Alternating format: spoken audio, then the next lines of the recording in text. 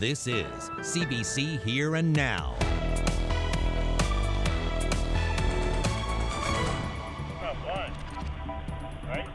Access denied. Tonight we launch our week-long series on accessibility in Newfoundland and Labrador. We focus on the challenges and possible solutions.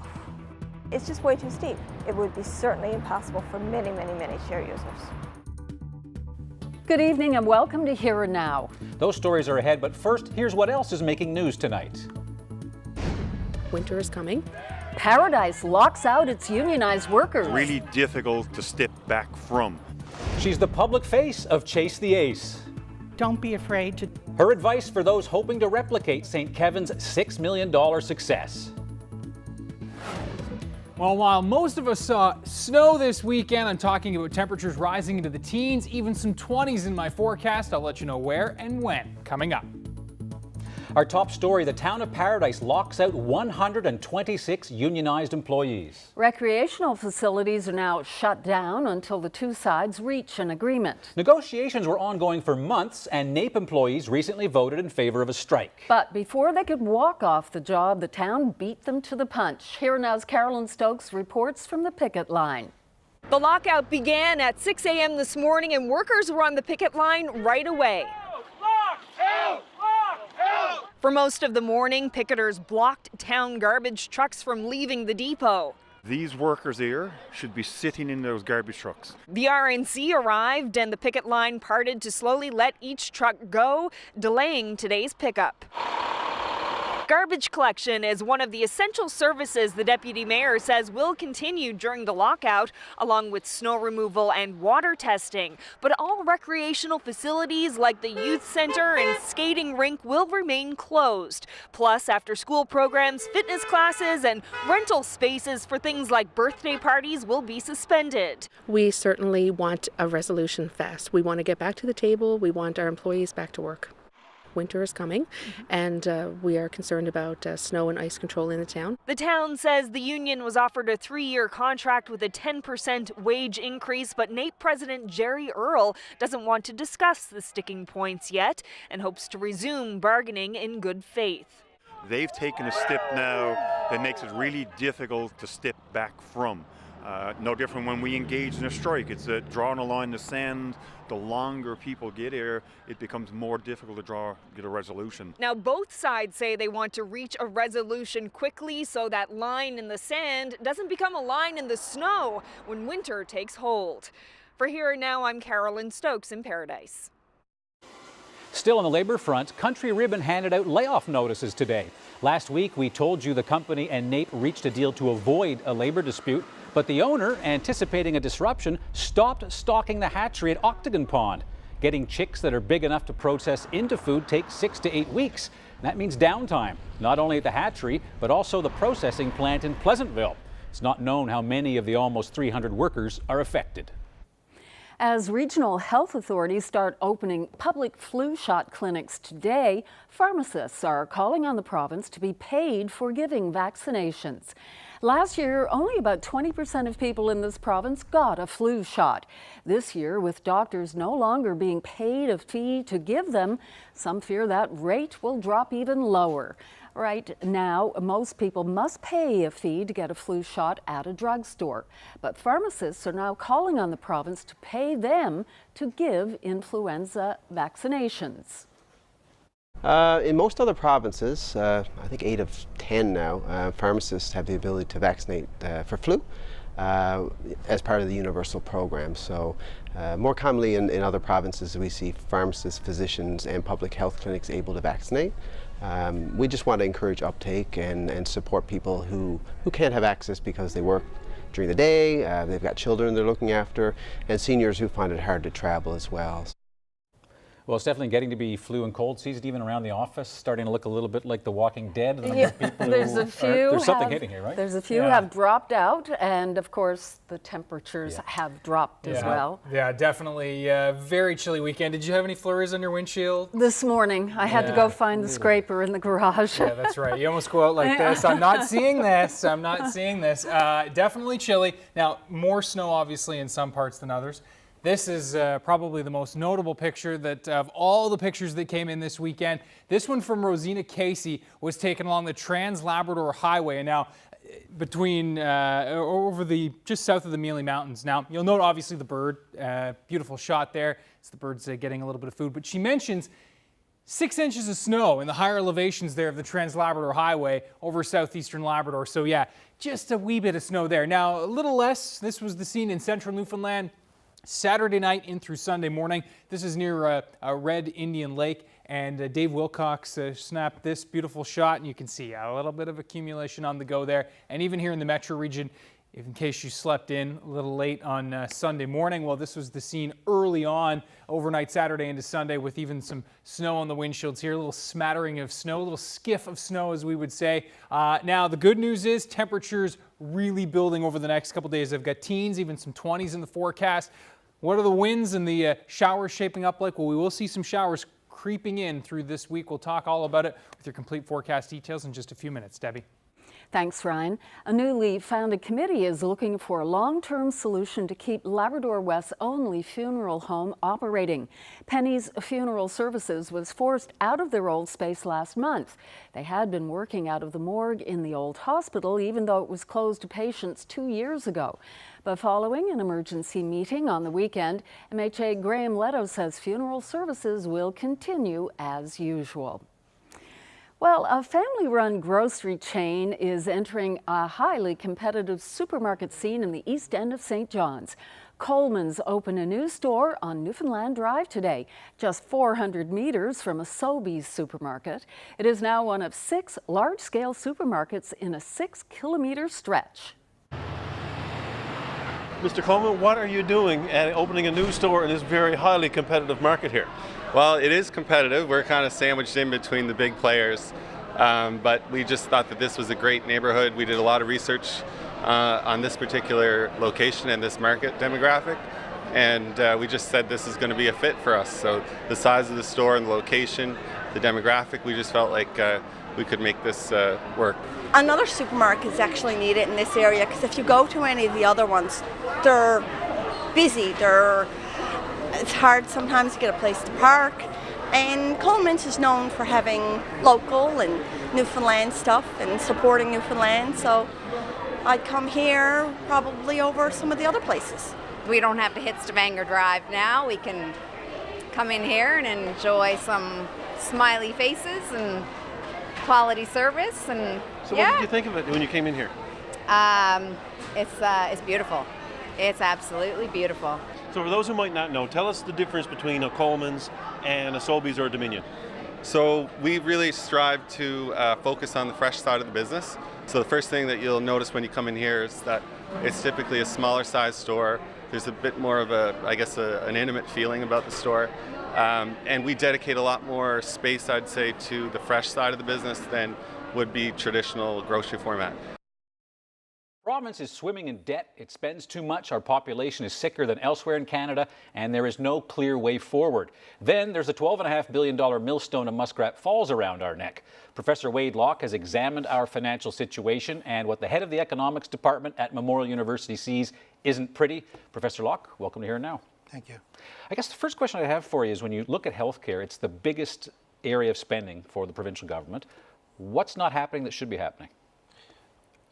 It's hard for me to know as a non-specialist, but what needs to be addressed is getting all the stakeholders together to address the multi-dimensional aspects of stuff. It could mean having more exercise in school. It could mean changing the incentive structure for primary care doctors. It could mean changing institutional or infrastructural issues.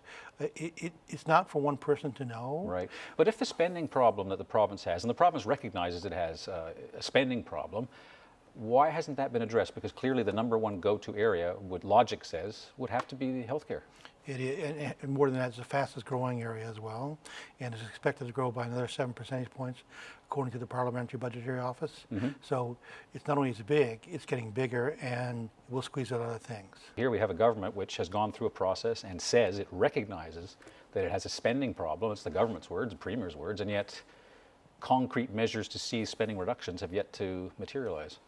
You're right, they have not. There's been minor lip service paid to it, and there's been some minor expenditure cuts, but insignificant in relation to the problem.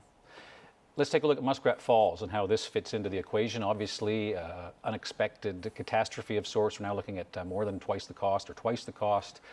What is the effect of that, given all the other problems we have right now? Because obviously we have to borrow a lot to pay for that. Those are factored into the debt numbers already, but where it becomes an issue is that we've said that 17 cents is the highest it can go, and if that's the case, then 17 cents per kilowatt hour. Yeah. That's what the Premier said, and in that case, we're going to have to subsidize in order to meet the higher cost, and that's where we'll get ourselves in trouble. That'd be more spending. It'll be more spending or more borrowing. Let me ask you about Muskrat Falls. Of course, when I first came here 6 years ago, you know where I'm going to go with this. I think it's fair to say that you were certainly in favor of the project back then. You were part of the number of people who were arguing in favor of the project. The government and Nalcor quoted your work as an expert and authority. What went wrong? What went wrong is that a couple of things have happened. One is that the price of oil has fallen so that the alternative fuel cost savings is less, so that's one of the things. The demand for electricity appears to be lower, being now forecast, than it was before, so much so that had that been aware at the time, there would not have been a project or would an alternative way of achieving it, and costs are much higher. Nonetheless, you were part of the sales effort on this project. You, as a public person, you were pushing this, your work was good. Do you ever think that perhaps you need to apologize for pushing the project so firmly? Well, I didn't promote, I didn't recommend, I didn't push. What I did do was do an evaluation of, on the basis of available information at the time, of the Muskrat Falls option versus the thermal option, and based on the information at the time, the Muskrat Falls was the lowest cost option at that point in time. But you don't ever think, looking back, that as a person with your influence and reputation, telling people that this project has merit, that perhaps you should apologize to the people of this province? No, I mean, I used whatever information was available to me at the time. If that information was falsely provided, then that's a problem. That's what an inquiry should do. An inquiry should look at it, and I'm happy to be called. Professor Locke, thank you for coming on. Well, thank you. Bye. Bye. People with mobility issues are putting St. John's to the test. Hidden camera footage reveals just how tough it can be to get around town.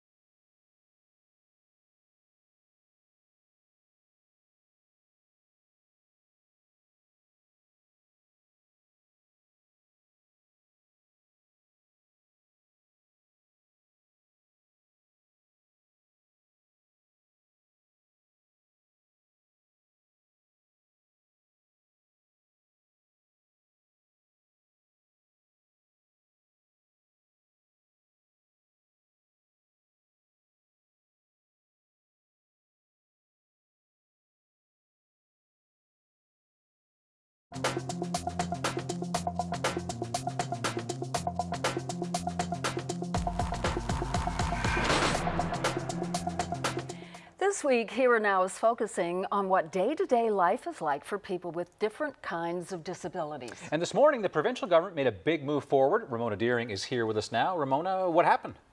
Service NL Minister Sherry Gammon-Walsh announced new regulations to improve accessibility. They'll apply to companies and organizations that do major renovations or construct new buildings. The changes will come into effect within 8 months. They include requirements for automatic door openers, bigger accessible stalls in washrooms, grades for ramps that are less steep, and more fully accessible apartments, plus higher fines for illegally parking in blue zone spaces. Gammon-Walsh says companies will benefit. Persons with disabilities, seniors, and other persons with mobility issues will spend money in businesses if they can get into them. So the incentive for businesses should be to include people and they will increase their customer base. Well, this announcement, Ramona, certainly seems to be well timed given that we're launching this series. Definitely.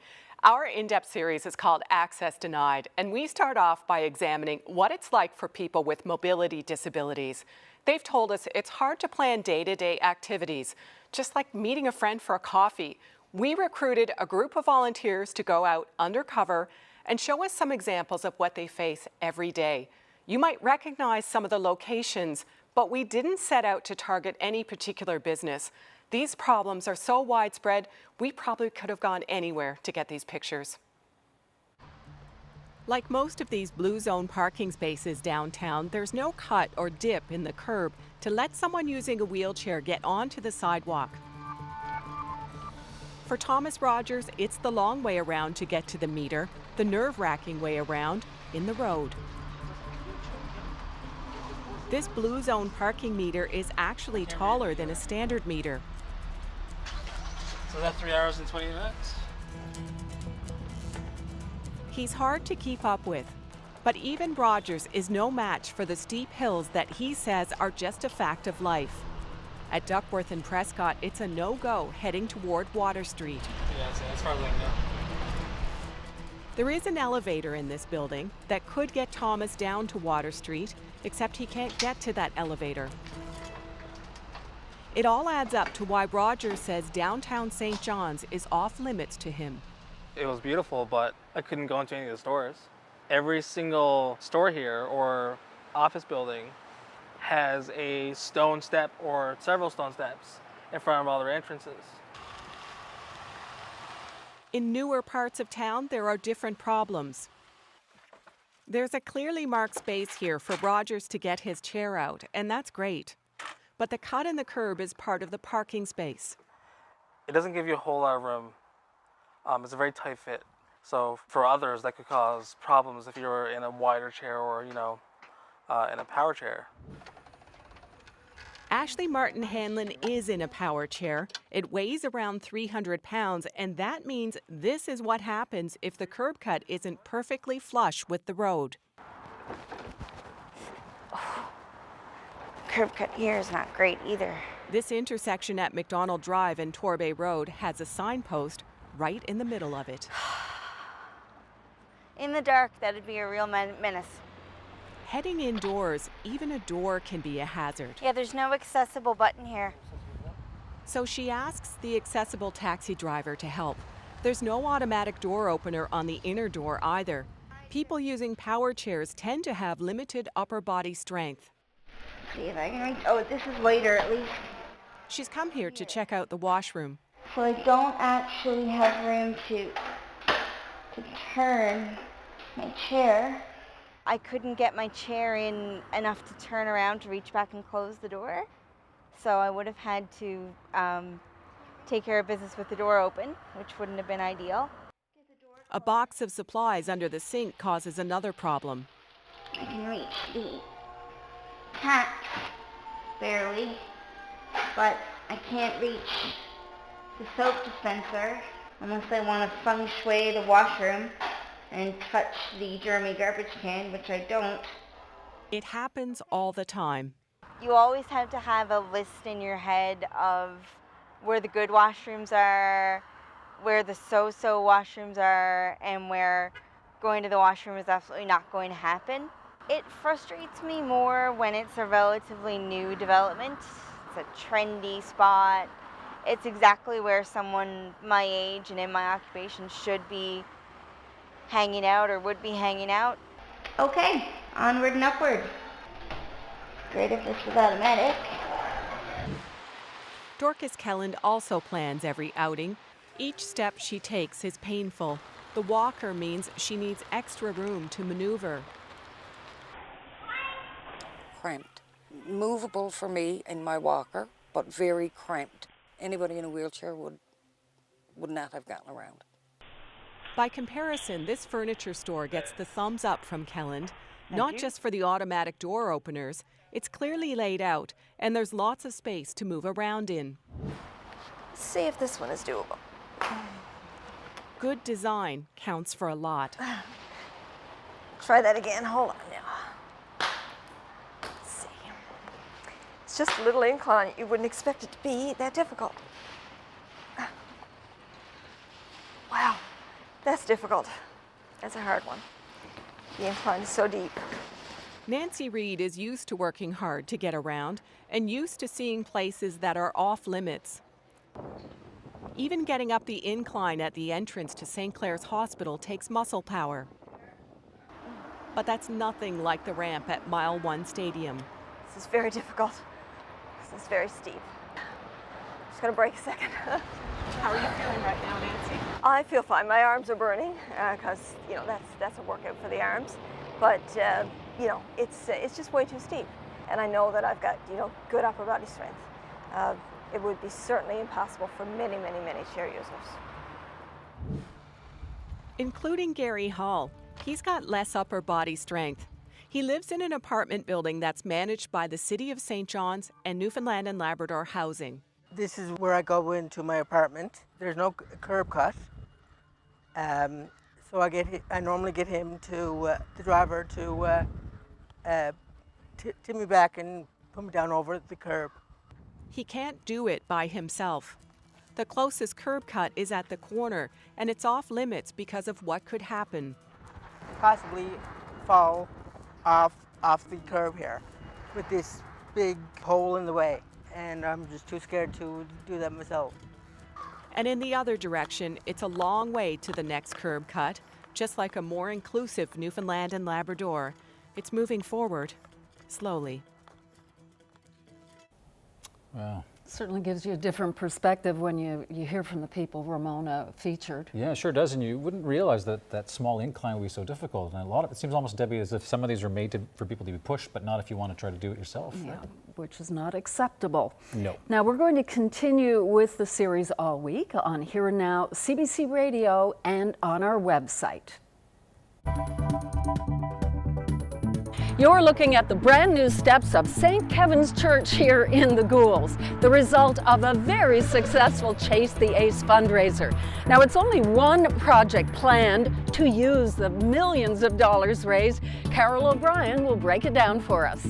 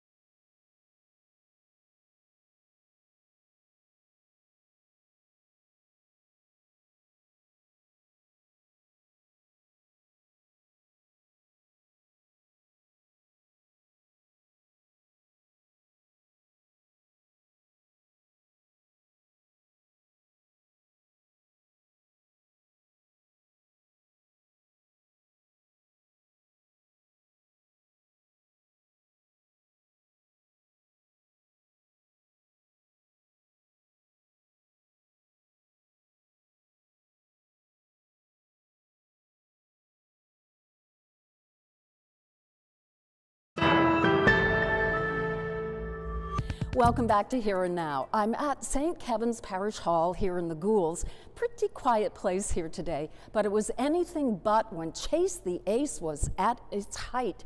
And right in the thick of everything was Carol O'Brien, who's joining me now.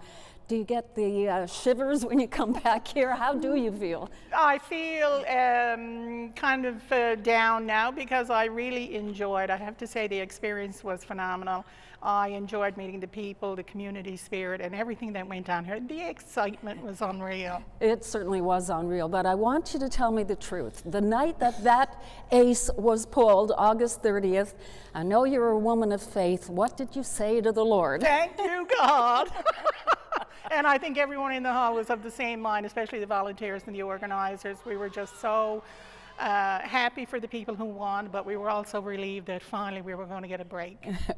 So much money was raised beyond expectations, wasn't it, for sure, Carol? very much. Just give us a breakdown of the final tally. Well, our profit after all expenses and everything was about $5.75 million. Did you ever think of Never, reaching that? not in a million years. And how much money actually went through the finance committee to fund all of this? Well, what we took in over the whole period of time from the 17th of October last year till August 30th was approximately $13 million, close on. A lot of money. What are you going to do with the money? Well, we had a wish list originally, and we had it in order of priority. And we still have that same wish list, but now we're able to carry out all the things. Our steps in our hall, our church, and our parish office were #1 on the list because the steps were crumbling. They've been there since the church was built practically. And that was the first thing that we did. And they're still in the process, as you saw as you came in. We're still waiting for railings and so on. Our church steeple, our food bank is very important to us. We service the whole southern shore. It's not just the Goulds area that we service. Last year we put out about $300,000 worth of food. We want to revamp that, get some new coolers, shelving, and so on. Our cemetery, we're doing expansion, hoping to get in some columbariums. So there's a whole myriad of things that need to be done, just the regular maintenance that, over the years with the local elections and so on, people, are finding it harder to give. And so, parishes everywhere are facing the same thing. That's right. This does buy your parish a lot of time. It does, and that's the whole purpose. We're going to do the things that need to be done. We're not going to squander our money. We have to make this last because things aren't going to get better. Things can only get worse. Expenses increase every year, but collections are dropping every year. So this gives us now a breather.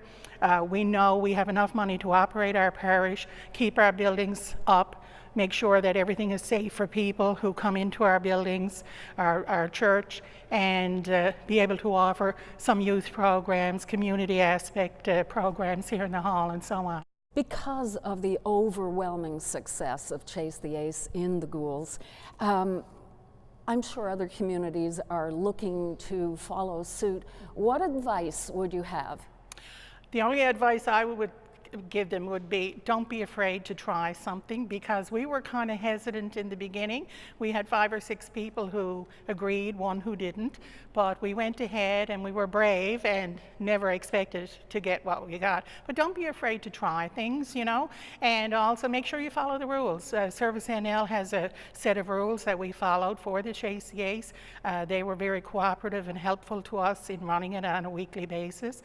The City of St. John Special Events, so there were many organizations, the fire department, so many people helped make this a success. Well, congratulations to you and everybody involved. Thanks for so chatting. much. Thank you very much. This weather update is brought to you by the Take Charge Business Efficiency Program. Over 400 businesses have saved energy and taken charge of their bottom line. Find out how you can too.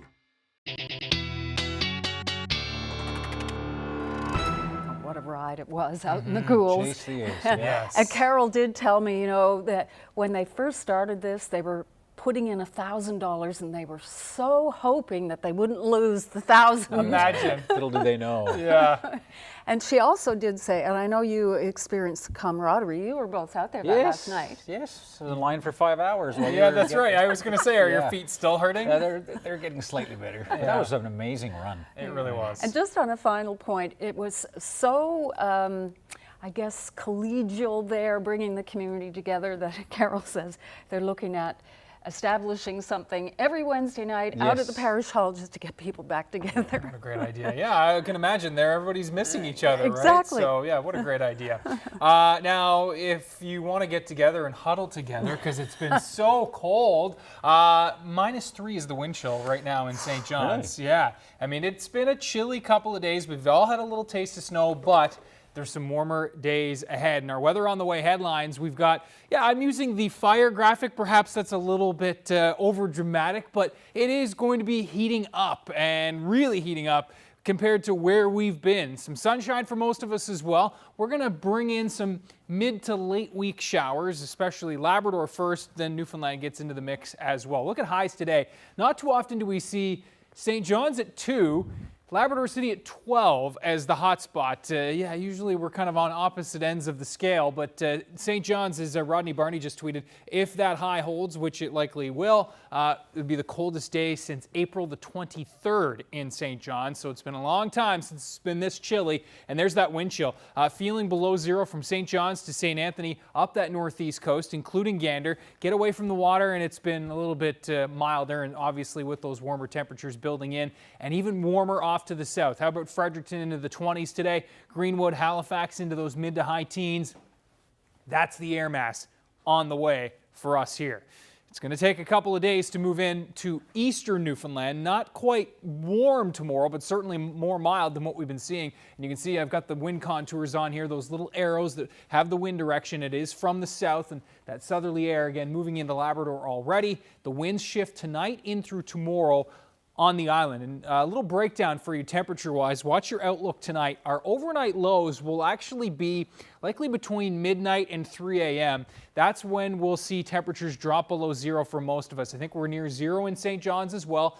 In fact, low-lying areas across the Avalon likely into the -3 to -4 range. Good chance of even to -5 in central parts of Newfoundland. By the time we get towards tomorrow morning, that southerly flow has started to move in. Note Port aux Basques, the Burin Peninsula, starting to rise above the freezing mark, and Labrador near above freezing through the overnight as well. So morning lows again in the 3-4 a.m. time period, I think, and then we're starting to rebound. Your morning rush, by the time you're walking to work or off to the bus stop, I think we're above zero in St. John's, especially along the south coast near 6 degrees. So even getting above the freezing mark in western Newfoundland, but it'll be a big difference between you early risers for 5 a.m. and say that 7-8 a.m. morning rush, where again we're a little bit milder. Now winds won't be light, will be fairly light tomorrow morning as well. Note the cloud cover early on over the west. That breaks up a little bit into the afternoon as that warm front comes in. Temperatures, generally speaking, are in that 12 to 15 degree range, but I think we should squeak out a couple of 16s in the Corner Brook, Steady Brook region, maybe even the Humber Valley tomorrow as winds become southwesterly under a solid mix of sun and cloud. In Labrador, sun and cloud into the afternoon. That cloud cover breaks up a little bit, not so much for the north coast, but certainly in the south. And again, very mild for this time of year. Labrador typically near +1 this time of year in Labrador City. Happy Valley Goose Bay is near 4, so temperatures running about 10 degrees or warmer above the seasonal mark. We'll talk about what the long range holds, even warmer temps for the island. Those details are still to come. Corner Brook's Katie Colburn struggles to get around her city. I'll tell you why she feels trapped. That's coming up next.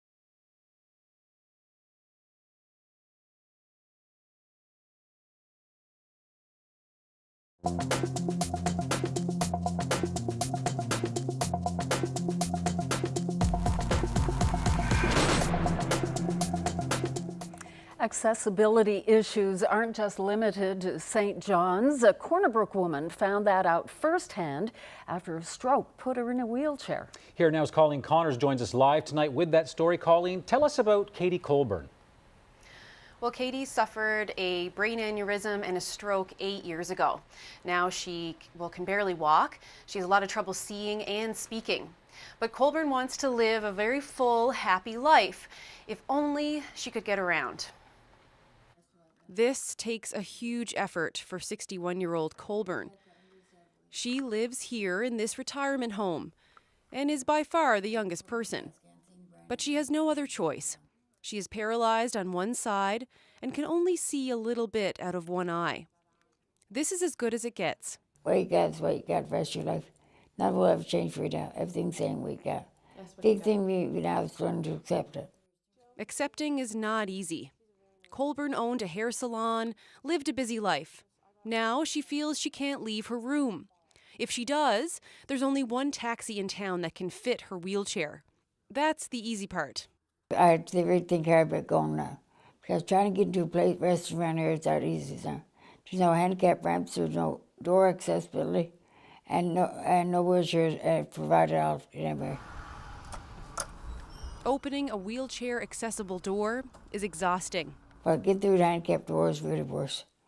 Like, it's hard to juggle me and two doors, try to open up the door, getting through. We just can't do it. At the mall, a similar struggle, moving through the clothing racks. They're too close together. If I ever took place while I was in one store, I would never ever go. Feeling accepted goes beyond moving through stores. A shopper once told her she should leave and that she didn't belong. Oh, Colleen, I was devastated. That a stranger would come to me, someone in a wheelchair, and tell me that, like, do you think I want to be in this chair? Colburn believes if places became more accessible, then people's views of her would also change. Enforcing proper building accessibility falls to the province, but one city councillor understands Colburn's frustration. City of Corner Brook has been doing a lot more in recent years to help people who are having difficulty getting around. Accessibility issues is totally on our radar, and we're working really, really hard to try to accommodate the people who need accommodations within our city. The city has added extra wheelchairs in public places. And while Colburn says she can easily get around some spots, the city still has a long way to go before she feels comfortable leaving the retirement home on her own. Well, City Council has recently started an inclusive committee where they reach out to people in the community that have trouble getting around and hear their opinions. And yesterday was their very first meeting. Live in Corner Brook, I'm Colleen Connors for Here and Now. Well, doing everyday things isn't just hard for people who use wheelchairs or walkers. It is also tough if you can't see very well. Just buying groceries can be a challenge. We used a hidden camera to go shopping with Anne Malone, who's visually impaired, and we captured an unexpected confrontation, one that Malone says happens more than you'd think. Here once again is Ramona Deering. Okay, come Cheryl. Our plan is simple enough. Put your head in. Good girl. Anne Malone and her guide dog Cheryl will show us a bit of their world. They're heading to the supermarket. I'm going to pick up some produce for a salad. I'm going to get some milk and I'm going to get some coffee. All right, let's go. Straight on. Anne is legally blind, but prefers to be called visually impaired. I see blobs of color. So if I'm looking for lemons or bananas, I'm looking for an expanse of yellow. Campbell's soup is a blob of red with some white on it. I know that the coffee I buy is in a brown bag with some yellow lettering on it. That's kind of how I roll. Straight on. Anne and Cheryl head to the supermarket, equipped with a hidden camera to share what it's like to get groceries. Straight on. Products get moved around in supermarkets. That's difficult for Anne, so she sticks with routines. Whoops. Sometimes she can figure out words if there's sharp contrast between the letters and the background. And sometimes she can ask Cheryl to take her right to a staple. Find the milk, Cheryl. Where's the milk? Anne never knows if there are new products in the store to try. It's nobody's fault. She just can't see them. But there is technology that could help her, and it's free. There are scanning devices that translate barcodes into audio. Open Seeing AI. A smartphone app called Seeing AI that anyone can download. If I can't see the barcode, I'm just going to turn it until it picks it up. Processing. Campbell's condensed soup vegetable. The app has many other features. One face near center over 14 feet away. One face near top left 7 feet away. One face near top edge 4 feet away. Technology in general has opened a lot of doors for people with vision problems. It gives them access to the printed word. It gives them access to going online and checking your email and participating in social media programs. So huge advances in one area, but there are still huge gaps in others, including attitudes. An incident happens just outside the supermarket, picked up by our hidden camera. A stranger hears Anne giving instructions to Cheryl, the dog, and seems to accuse her of faking being visually impaired. And left. Good girl. How did you know you were going left? Pardon? You're not blind, right? I beg your pardon? Well, you just told the dog to turn left. I did. How did I know? Yeah, I mean, that was pretty good. If you did know, congratulations. I mean, like, fantastic. But I thought that was pretty impressive. Good. You were training the dog. Like, you know, you're saying now turn left. So I thought you could see. Maybe you can't. I don't know. I can't. Left. Welcome to my life. Straight on. It was only a quick trip to the supermarket, but changing awareness is going to take a lot longer. For Here and Now, I'm Ramona Deering. Wow. You'd think the dog would be something of a giveaway, right? Oh, my come on. goodness. Some people have a long way to go. Indeed, they do.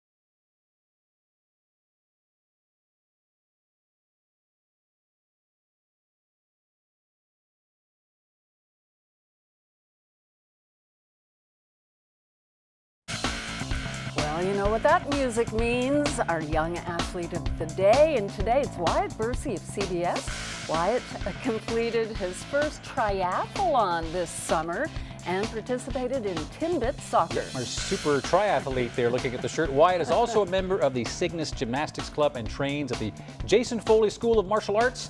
Wyatt holds a yellow belt in karate. Wow, way to go, Wyatt. You're today's young athlete of the day.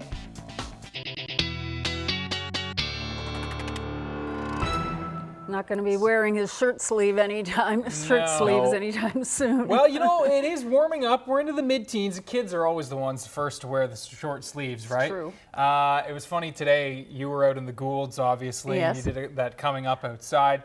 When Debbie walked back, she looked like frozen cold. Yeah, frozen. Literally, it was. I mean, it was really, really chilly today, and it's going to be a really chilly night tonight. I'm talking about the warm-up, but when you look at some of these temperatures, one is not like the others. How about St. John's? -1 on our Eastern Canada temperature board, 20 in Montreal, 20 in Ottawa, 17 in Toronto. The good news, this warm air is on its way in. And as I mentioned, still chilly tonight, certainly more windshields to scrape tomorrow morning, but that warm front is building in and the winds are shifting. And so we're rising temperatures nicely, even through the overnight tonight. Labrador, southwestern Newfoundland, that warm air then pushes in across the rest of the island for Tuesday. 12 degrees in St. John's. I think we're into the mid-teens from Grand Falls, Windsor to Corner Brook, and then across southern Labrador as well. We're talking about a mix of sun and cloud for most of us. A really nice Tuesday. That front continues to lift to the north. The mild air settles in. We've got a pretty mild overnight for overnight Tuesday into Wednesday. Sun and cloud back on the menu across the island on Wednesday. This is where I think we have our best shot at hitting 20 degrees. Places from the Humber Valley through Grand Falls, Windsor, maybe even Gander, and then across southern Labrador. Note the clouds starting to thicken up here and even some showers into western Labrador on Wednesday afternoon on the leading edge of that system that's going to be running basically from south to north as we roll through into the Wednesday night, Thursday time period.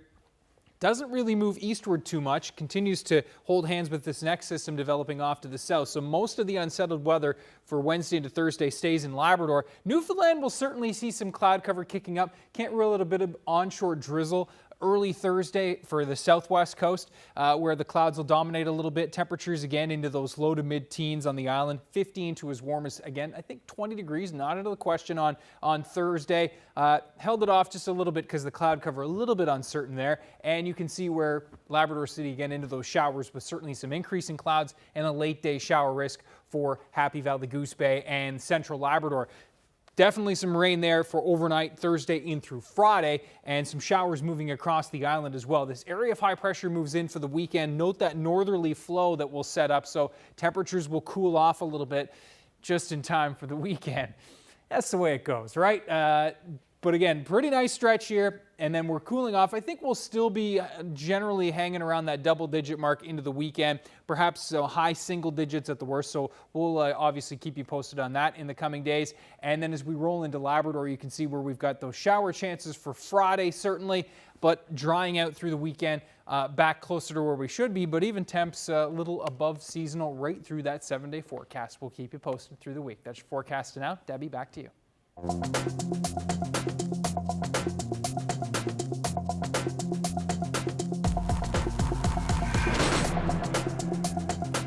They're often the not so obvious group of people with disabilities, those who are deaf, hard of hearing, or those with sensory sensitivities. But advocates here say changes to services and attitudes could have a meaningful impact. First, Miles Murphy speaking through the voice of an interpreter. Right now, I would say I think there's 4 full-time interpreters here in the St. John's region. So you have to remember now, we have over 600 deaf people living in the entire province of Newfoundland and Labrador, and we're depending on 4 interpreters to service all the community. So we do need some more interpreters here. I'll give you another example related to deaf community. So some people in the deaf community know that there are 4 interpreters available, and they're always unavailable sometimes they don't even bother to call. They'll just depend on the family member because they know that they're in high demand. The other big frustration for a lot of people with hearing loss is being able to hear in public venues, because most public facilities with meeting places in Newfoundland and Labrador are not hearing accessible. So that's a real challenge. And a lot of people, of course, choose not to go to places like that because they can't participate. We're not talking a lot of money. Usually most places can have a listening system installed of some kind for between $2,500 and $3,000. And we actually have a grants program that will assist with that. Generally, we go 50-50 on the cost to help places become hearing accessible. And we've been doing quite a work with churches over the last number of years, but of course we're open to other kinds of venues. For people who experience hypersensitivity, where senses are a little bit more extreme, the world can be really overwhelming. So you think about walking through the Avalon Mall. That would be intense. There's a lot of people everywhere, the lights are really bright, the radio is probably playing. So it can really cause a lot of anxiety, a lot of discomfort, and for some people, it can actually feel like physical pain. Fluorescent lighting can be detrimental to someone's experience in the workplace or in public, for sure. So having natural lighting, softer lighting, or the option to change between, because everyone is a little bit different. And sound is really can really impact someone. For example, in our pantry cafe, we have sound baffles, so that people on the spectrum who want to eat in our restaurant can feel a little bit more comfortable. It could be ceiling baffles, it could be wall baffles that sort of muffle that sound that could be bouncing around from hard floor, hard walls, hard ceiling.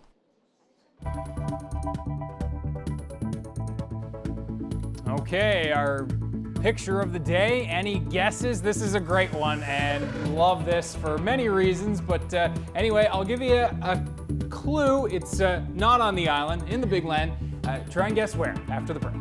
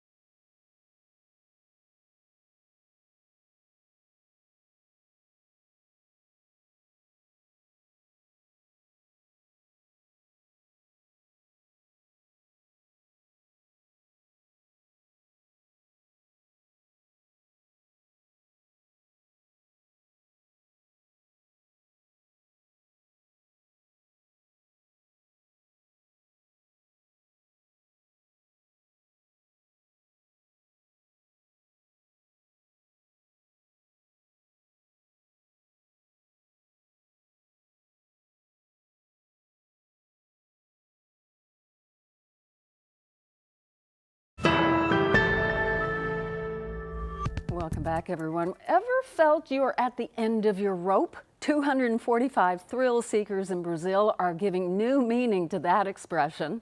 They tied themselves to a perfectly good 30-meter high bridge and jumped. Apparently, rope jumping is a recognized extreme sport. Oh. Yeah. It's different than bungee jumping in that the rope used is not elastic. Just watch those crazy people. This stunt set a new Guinness World Record. A tragically hip fan from Napanee, Ontario paid tribute to Gord Downey over the weekend by running the Toronto Waterfront Marathon. Joseph Reed got a lot of flack, though, for deciding to take on the run without any training in advance. But he says the tough challenge is a fitting tribute to Downey and brings recognition to those diagnosed with cancer as well as those impacted by the residential school system. Wow, impressive. Okay, our viewer picture of the day. Gave you a clue before the break that it was from Labrador. A bit of a clue there as well on the map. So, oh, yeah. Never thought that one through. I think it's Red Bay. Yeah, actually not Red Bay, but just down the road. And so if we actually zoom in here, we'll show you. It's just down the road from Red Bay in Lance Armour. And you can see Lansamore. Yes. Okay. See, this is why we have Debbie on the show. Oh, and I think Anthony, who is fluently French. Yeah. That's a nice shot. That is a beautiful shot. It's making me hungry. Do we know who is in yes, the picture? 5-year-old Jax. Nice. And Jax loves to get out and have a little boil up. And I love this because it's obviously the first boil up of the season with snow on the ground and the first of many, I dare say. Yeah. Imagine how good that tea would be. Oh, yeah, and I can just smell that. I just love being out in the woods like that. Well, thanks to Jax and family who sent that picture along. And that'll do it for us. Yes. It will. Thanks for watching, everyone. Have a great night. Keep your scraper close. See you One tomorrow. more night. One more. Good night. See ya.